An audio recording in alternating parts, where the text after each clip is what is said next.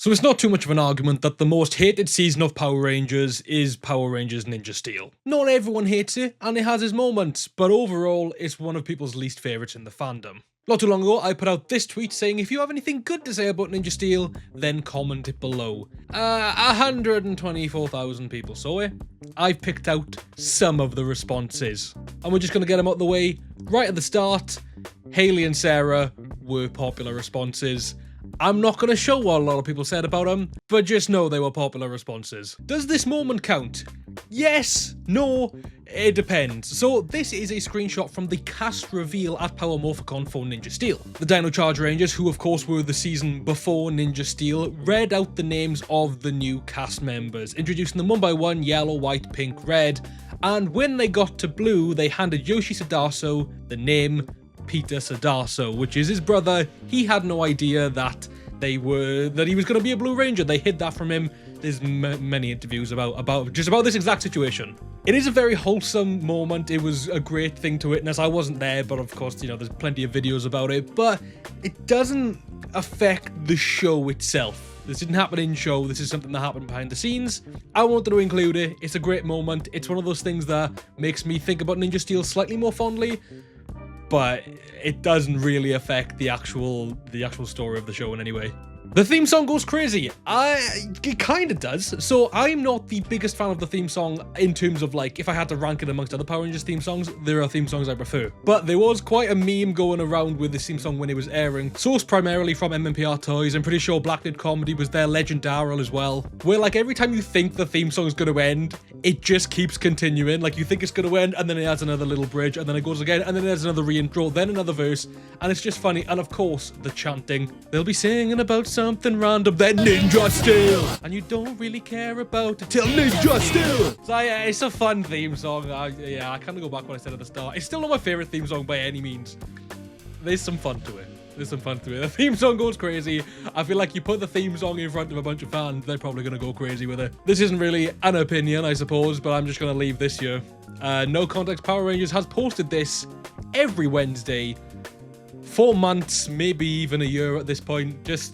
I'm just gonna leave it there. It had an interesting concept at first, but the show falls apart as it goes on. But Dimensions in Danger was good, and the mini Dino Charge crossover. Interesting crossover, yes. Even though we had ninjas twice before in the show, we only really had one ninja season, which was of course Ninja Storm. I think the whole like father-son scenario could have worked quite well. The brother scenario between Levi and Brody could have worked really well. It was shit writing. I don't know what was going on. These two crossovers, though, are pretty decent crossovers. Dimensions in Danger is great because it's a sort of anniversary legacy crossover. There's someone from like each sort of era of Power Rangers in it. Characters we hadn't seen in a long time, like Kat, Rocky, Gemma from RPM. And of course, Coda came back in this crossover as well, but then Coda also returned in the Christmas episode. Weird that they did it as a Christmas episode, where Preston goes through a portal back in time, but also through dimensions to the Dino Charge world.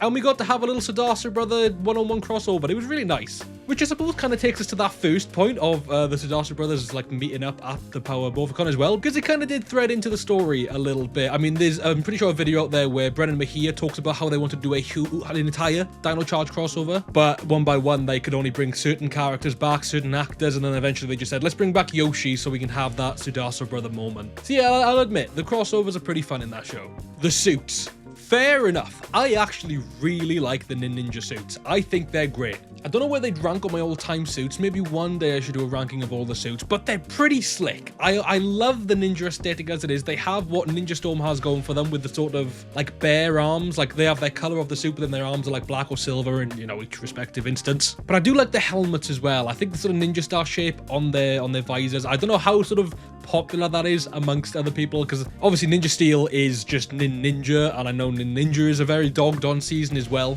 But I do like the suits, I gotta admit. Not a massive fan of the weapons. The Frog Blaster is kind of cute. It's just a weird weapon though. Love Mechanic, yeah.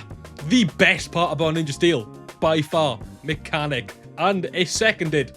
And spoiler alert, it's thirded and fourth and fifth. I didn't use all of the Mechanic examples. After years of playing side characters and Monster of the Week's villains, Kelson Henderson finally got to be a Power Ranger.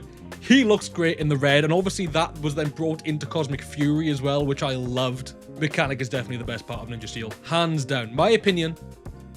But yeah, he just is.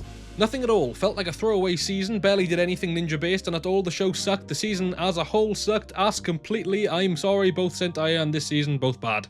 Didn't quite get the idea of the tweet, but I respect it, as it's in this video. They can't always be winners. I liked Madame Odious. I really didn't mind Madame Odious at all. Are there better villains in Power Rangers? Yes, but Madame Odious was one of the standouts, I suppose. And if I'm not wrong, she was the last one they defeated? I'm pretty sure they defeated Galvanax and then Odious. I could be so wrong.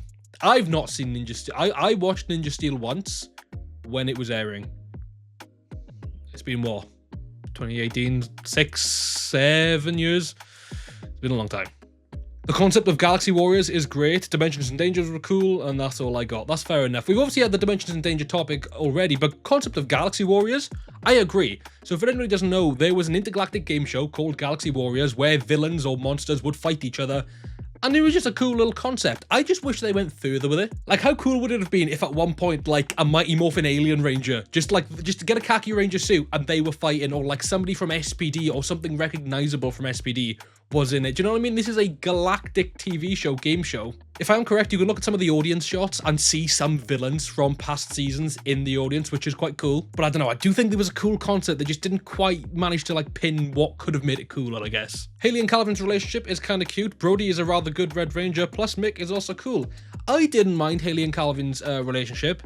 I think it was strange because like they played them off as this perfect couple.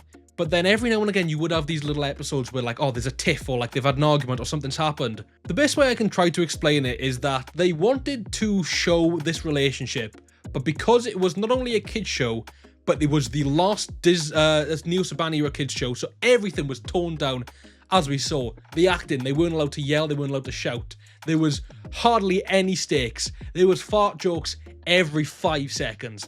This was the most toned down Power Rangers has ever been, and it felt like it's just weird that they wanted to put a relationship, a serious relationship, into this show, and like it was just like, oh, but just remember, we love each other at the end of the day, which is how you meant to act in real life, I suppose. But it was just, there was no depth to it. There was no depth beyond we're dating. That was it. It was a weird relationship, but kind of cute, yeah, for sure. Levi Weston's song, I'll Be There. I don't even know what this is off the top of my head, if I'm being honest with you. It's just One Direction sung by a country singer who isn't actually singing a country song. It's not awful. Preston on the game show, also watching Ninninger for more peak. I probably won't watch Ninninger anytime soon. The game show we've talked about, Preston, I think is my favourite ranger of the Ninja Steel Rangers. Minus Mechanic. Let's exclude Mechanic. Let's talk about the main 6. Preston's definitely my favourite. There probably is a little bit of Sadaso Brother sort of bribery in my head with that one. But I like the magic gimmick. I like that he's trying to be a magician. I like his Dragon Zord. That's sick, and how he incorporates magic into doing his ranger stuff. So I can back Preston. As someone who hasn't seen the show, the suits are legit the best of the ninja-themed series. Assuming we're including Khaki Ranger, and let's talk Mighty Morphin cloth suits as well. Yes? I don't know if I like them more than Ninja Storm. They're really nice suits, though. I do really like the Ninja Steel suits. I know we've talked on that already. We have another Mick. I just thought this was funny because they wrote Mike first. I didn't even delete it. Shout out Darts Game. And then this is what everybody's been telling me is the best part. So I thought, I'll show a photo, but in their Ranger suits. I'm not letting any of you gremlins get what you want. So those are the people's good takes on Ninja Steel. Originally, this video was about the downfall of Ninja Steel, but I just thought, there's a lot of negativity in the world. There's a lot of negativity in the Power Rangers fandom. Let's do something a little bit more lighthearted, a little bit more fun. We made some jokes with this, people clearly, you know, trying to find the good in Ninja Steel. It was a fun time. Let me know your thoughts on Ninja Steel down below. I will let you talk about things you didn't like as well, but try and let me know something you liked about the show as well. If you made it this far in the video, thank you so much. Comment the words Ninja Steel down in the comments so I know who made it to the end and who didn't. Huge thank you and shout out to Sarah Jane, Eric Lloyds and Sam James, our Super Dino Mode patrons.